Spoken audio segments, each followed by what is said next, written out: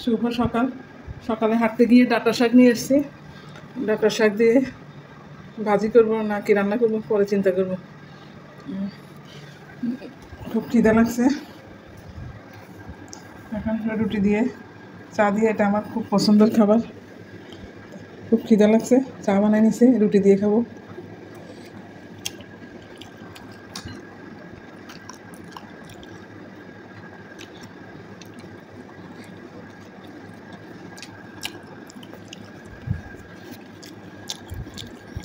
গতকালকে থেকে বৃষ্টি বন্ধ হয়েছে, এখন থেকে প্রতিদিন হাঁটতে হবে। আমার কোলেস্ট্রল বেড়ে গেছে।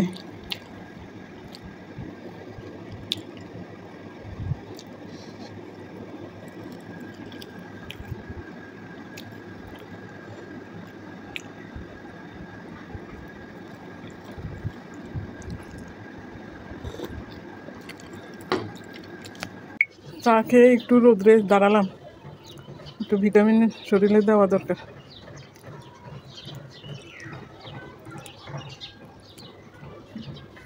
হাতটাতে একটু গরম করতেছে।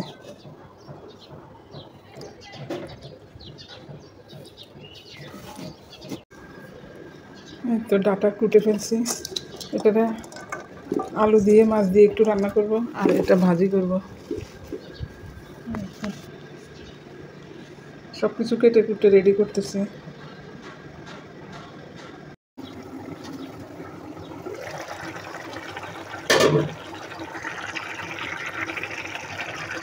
মাছের মাথাটা দিয়ে ডাঁটা দিয়ে আলু দিয়ে রান্না করলাম। ভাবছিলাম শাক ভাজি করব, শাক অল্প হয়ে গেছে, পরে ডাঁটা তরকারিতে দিয়ে দিছি। এই শাককে আমাদের নোয়াখালীতে বলে মাইরার শাক, শহরে বলে ডাঁটার শাক। মাইরার শাক দিয়ে মাছের মাথা লেজ টেজ দিয়ে রান্না করলাম। এখন পেঁয়াজ ফোড়ানি দিয়ে নামিয়ে ফেলবো। এই যে খাঁটি সরষের তেল দিই এখন এই মাছের আতুরি ভুনা করবো, সাথে একটু মাছ দিয়েছি। তেল অল্প দিছি, কারণ মাছের আতুরির থেকে অনেক তেল বের হবে। এবার একটু ভাজা ভাজা করে দিই।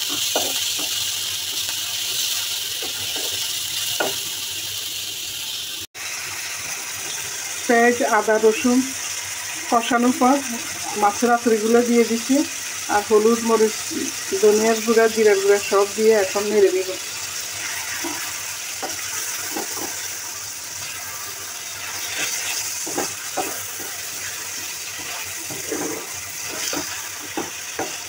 এটাতে কোনো পানি মিশাবো না।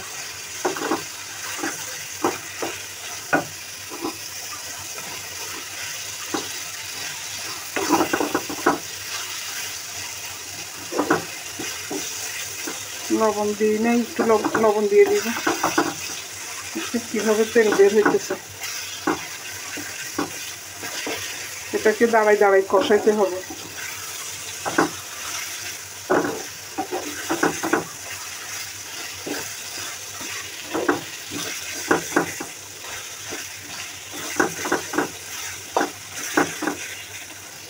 এক প্যাকেট রান্না করছিলাম আগে, একটু তিতাও লাগে না, এত মজা লাগছে।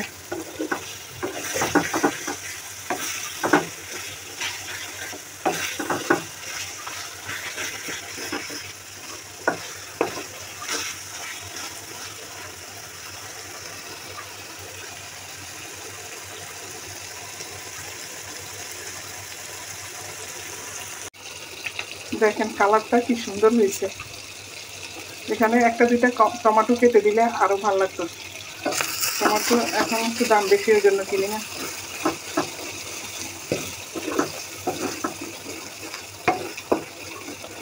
এটার সাথে ভাত মেখে একটু চাপা শুটকির ভর্তা দিয়ে, সেই মজা হবে।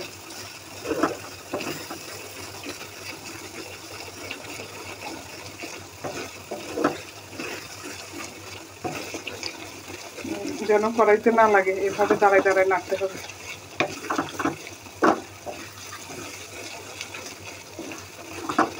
লবণ দিয়ে দিচ্ছি।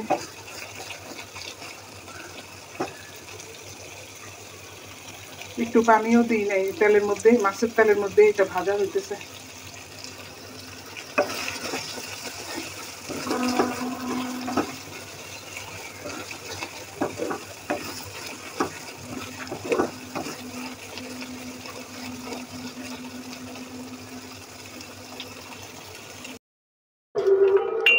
এগুলো পরিষ্কার করলাম, একটু টাইলস ঘষাঘষি করলাম।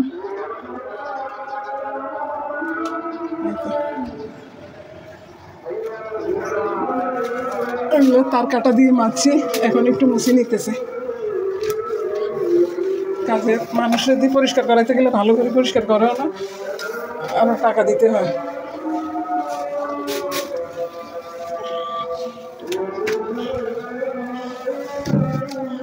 দু একবার কাজ করাইছি, দেখি যে ফাঁকিবাজি করে, এই জন্য নিজের হাতে পরিষ্কার করতেছে।